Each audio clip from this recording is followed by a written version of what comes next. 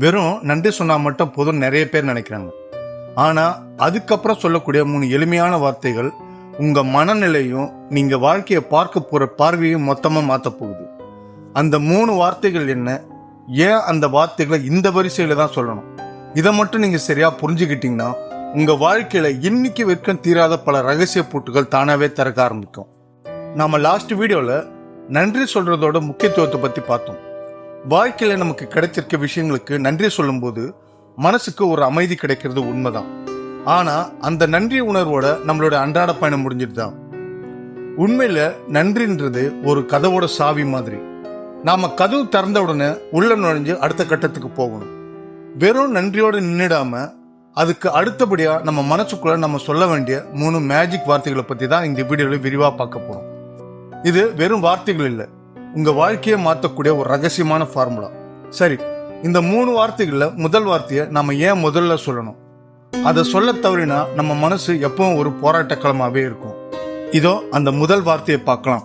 பல நேரங்களில் நாம தேங்க்ஸ் இல்லைன்னா நன்றிய மனசார சொல்லாம ஏதோ ஒரு கடமைக்காக சொல்லணுமேன்றதுக்காக ரொம்ப மெக்கானிக்கலா சொல்லி பழகிட்டோம். ஹோட்டல்ல சர்வர் காஃபி கொண்டு வந்து வச்சா தேங்க்ஸ், யாராவது வழி சொன்னா தேங்க்ஸ். இது தப்பில்லை, ஆனா இந்த நன்றி நம்ம ஆழ் மனசை தொடுறதில்லை. நன்றி உணர்வு எப்ப திரும்ப முழுமையடையும்? அது ஒரு நோக்கத்தோடையும் செயலோடையும் இணையும் போது தான், அதாவது இன்டென்ஷன் மற்றும் ஆக்ஷனோட இணையும் போது தான். வெறும் வார்த்தையாக சொல்லப்படுற நன்றி நம்ம எப்பயுமே அடுத்த கட்டத்துக்கு கொண்டு போகாது.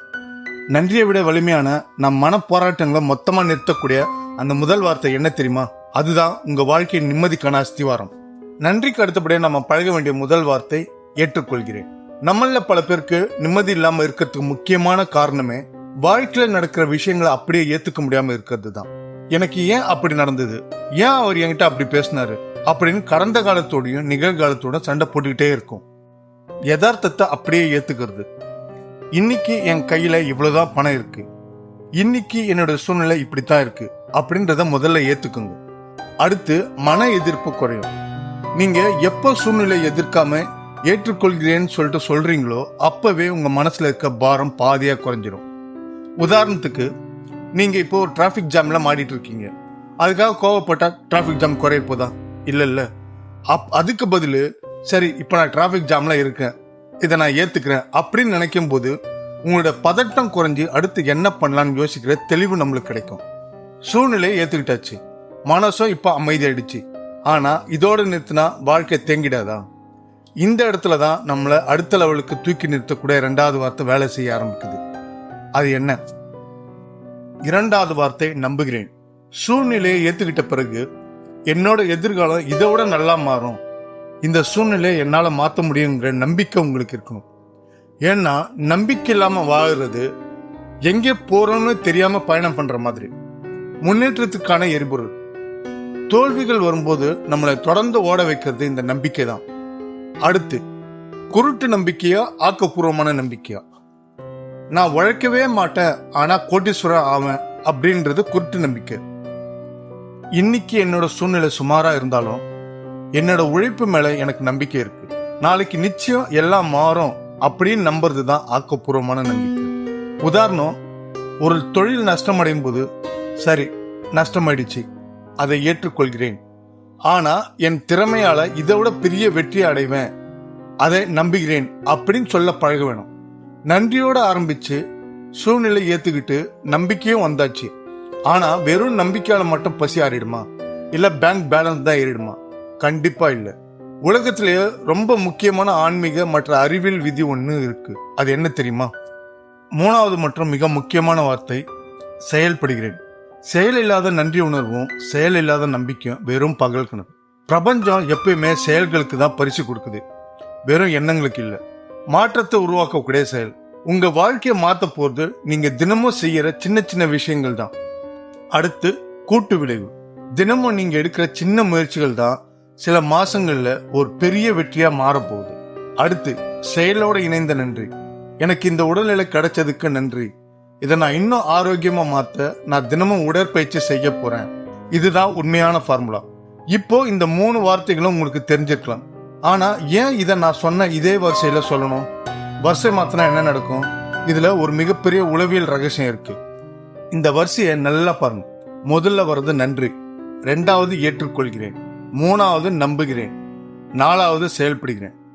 ஏன் இந்த வரிசை? நன்றி உங்க மனசை நேர்மறையாக்குது. 2வது, அந்த நேர்மறை மனதோட யதார்த்தத்தை ஏத்துக்கும் போது ஈகோ அழியுது. 3வது, ஈகோ இல்லாத இடத்துல உண்மையான நம்பிக்கை பிறக்குது. 4வது, அந்த நம்பிக்கை உங்களை சோர்வடையாம செயல்பட வைக்குது. இதை மாத்தி செஞ்சா, அதாவது நடந்ததை ஏத்துக்க முடியாம உடனே ஏதாவது செய்யணும்னு நினைச்சா கடைசியில அது கோபத்திலையும் ஏமாற்றத்திலையும் தான் போய் முடியும்.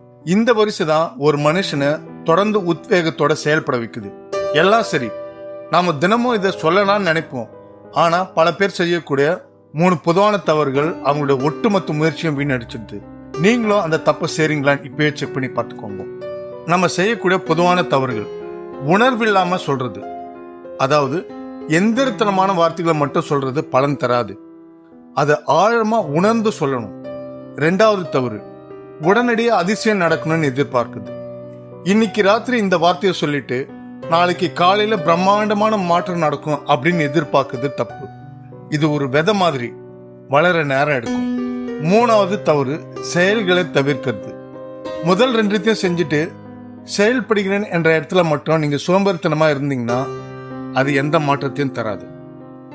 இந்த 4 படிகள் கொண்ட ஃபார்முலாவை, அதாவது நன்றி, ஏற்றுக்கொள்கிறேன், நம்புகிறேன், செயல்படுகிறேன், இந்த ஃபார்முலாவை உங்க வாழ்க்கையில தொடர்ந்து சில வாரங்கள் பயன்படுத்தி பாருங்க. உங்க சிந்தனையிலும் சரி, உங்களை சுற்றி நடக்கக்கூடிய நிகழ்வுகளிலும் சரி, ஒரு மிகப்பெரிய மேஜிக் நடக்கிறத உங்களால் நிச்சயமா உணர முடியும். உங்களுக்கு ஏற்படுற அனுபவங்களை கமெண்ட்ல பகிர்ந்துக்குங்க. ஆனா இந்த 3 வார்த்தைகளை எப்ப சொன்னா இன்னும் 100 மடங்கு பயனுள்ளதா இருக்கும்? அதிகாலை பிரம்ம முகூர்த்தத்திலயா அல்லது தூங்க போற ராத்திரியா? அதை சொல்றதுக்கு ஒரு குறிப்பிட்ட சக்தி வாய்ந்த நேரம் இருக்கு. அடுத்த வீடியோல அதை பத்தி நான் புட்டு வைக்கிறேன். தவற விடாம பார்க்க இப்பயே நம்ம சேனலை சப்ஸ்கிரைப் பண்ணி வச்சுக்கோங்க. வாழ்க வளமுடன். நன்றி.